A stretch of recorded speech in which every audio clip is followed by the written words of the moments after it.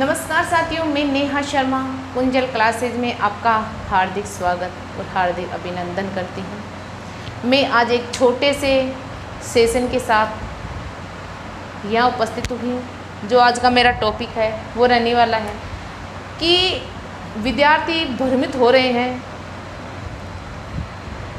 कि मैं किसकी तैयारी करूँ, फर्स्ट ग्रेड की करूँ या सेकंड ग्रेड की करूँ या थर्ड ग्रेड की करूँ। तो सबसे पहले आपके 10 जुलाई को क्या आ रहा है, बजट आ रहा है। क्या आ रहा है? बजट आ रहा है और इसमें कम से कम 70,000 वैकेंसी यानी भर्तियाँ आएगी। कितनी भर्तियाँ आएगी? 70,000 के लगभग इसमें भर्तियाँ आपकी आएगी। इसमें आपका फर्स्ट ग्रेड हो गई, फर्स्ट ग्रेड आपकी सेकंड ग्रेड हो गई, सेकंड ग्रेड, और आपकी एक थर्ड ग्रेड हो गई।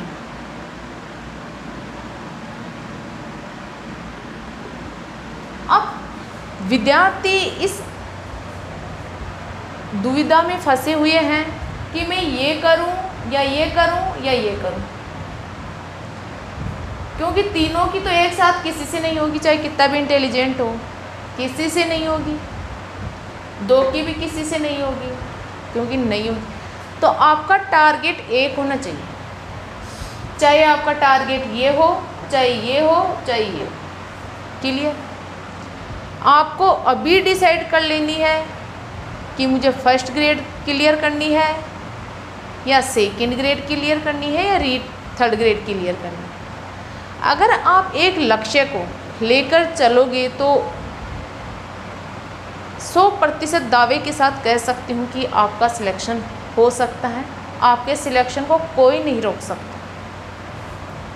लेकिन आप तीनों को लेकर चलोगे तो आपका सिलेक्शन नहीं होगा, ये मैं दावे के साथ कहती हूँ। मुझे पता है, ये मेरा एक्सपीरियंस रहा था कि नहीं होगा। और आपको एक ही लक्ष्य दिखेगा कि मुझे फर्स्ट ग्रेड करनी है फर्स्ट ग्रेड। क्या? First grade. अगर आप फर्स्ट ग्रेड की प्रिपरेशन करते हो, समझना इस चीज़ को ध्यान से, एग्ज़ाम आप तीनों की दे सकते हो। एग्ज़ाम तीनों की तो कोई दिक्कत नहीं है, लेकिन टारगेट आपका एक होना चाहिए, लक्ष्य आपका एक होना चाहिए।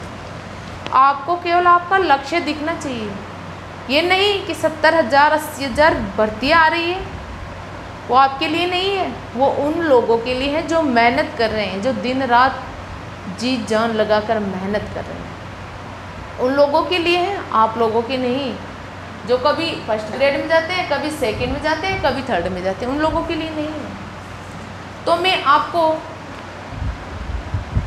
अभी बता देती हूँ कि 10 जुलाई को आपका बजट आएगा, आपका वैकेंसी अनाउंस हो जाएगी, फिर आपके फॉर्म भर जाएंगे, फिर आपके मतलब कि 1-2 महीना गैप देके आपकी एग्ज़ाम हो जाएगी। यानी आपकी एग्ज़ाम लगभग 25 में होगी, ऐसा मानना है कि शायद क्योंकि जुलाई चल रहा है, बजट आएगा, फिर उसको मतलब कि संशोधन वगैरह कई प्रक्रियाओं से एक भर्ती को गुजरना पड़ता है, तो आपके 2025 आ जाएगी। ये श्योर सी बात है, ठीक।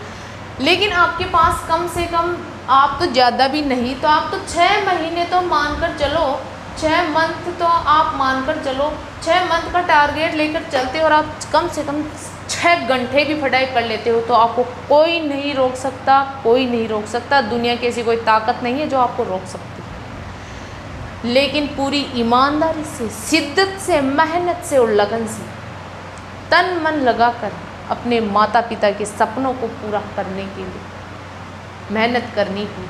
अगर आप 6 घंटे 6 महीने मेहनत कर लेते हो तो आपके सिलेक्शन को कोई नहीं रोक सकता, ये मैं दावे के साथ कह सकती हूँ। लेकिन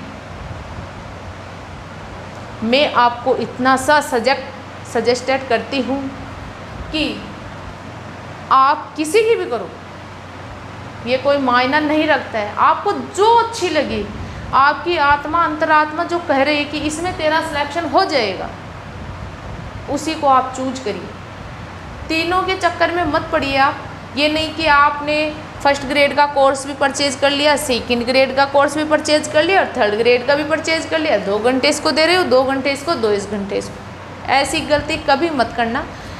आपको एग्ज़ाम आप तीनों की दो, कोई फ़र्क नहीं पड़ता। और एग्ज़ाम आप तीनों की दो, पशु परिचर की दो, पटवारी की दो, जो आपकी इच्छा हो दो, कोई फ़र्क। लेकिन आपका टारगेट, जो लक्ष्य आपका गोल है, वो एक होना चाहिए। अगर आप एक लक्ष्य को लेकर चलोगे तो निश्चित रूप से कह रही हूँ, आप मुझे याद करोगे, आपके सिलेक्शन को कोई नहीं रोक सकता। क्लियर?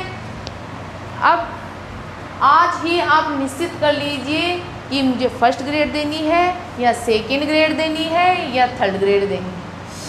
आज ही आप निश्चित कर लीजिए, आज ही आप अपना टाइम टेबल बना लीजिए और आज से ही आप अपनी पढ़ाई शुरू कर दीजिए। बजट का भी इंतज़ार मत करो, वैकेंसी का भी इंतज़ार मत करो और किसी का भी इंतज़ार मत करो, क्योंकि वैकेंसी तो आएगी, 100% आएगी। लेकिन ये अब आ रही है, फिर 4-5 साल वैकेंसी नहीं आएगी, नहीं आएगी, फिर मक्खी मारते रहो, 3-4 साल बैठे बैठे मक्खी मारते रहो। इसलिए ये आपके लिए बहुत अच्छा शांति काल है, इसका फ़ायदा उठाइए, इसका लाभ लीजिए, अपने माता पिता के सपनों को पूरा कीजिए। जो दुनिया के अड़ोस पड़ोस रिश्तेदारों की जो ताने हैं, उन तानों का जवाब दीजिए।